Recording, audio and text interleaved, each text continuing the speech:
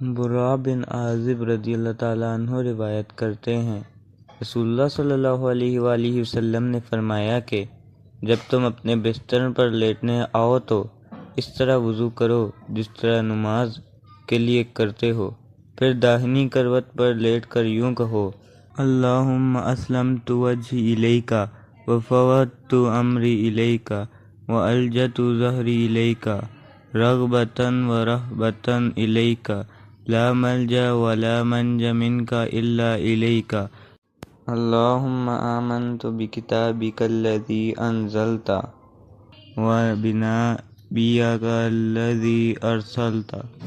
اے اللہ، میں نے اپنا چہرہ تیری طرف جھکا دیا، اپنا معاملہ تیرے ہی سپرد کر دیا۔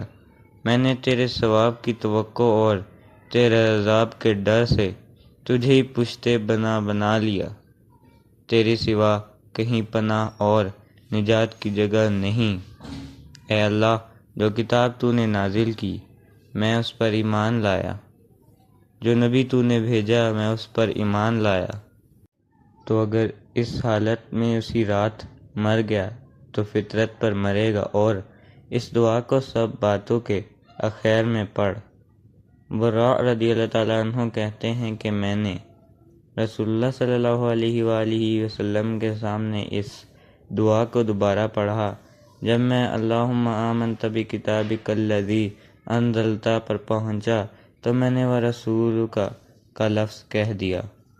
آپ صلی اللہ علیہ وآلہ وسلم نے فرمایا، نہیں، یوں کہو، وَنَبِيِّكَ الَّذِي أَرْسَلْتَ۔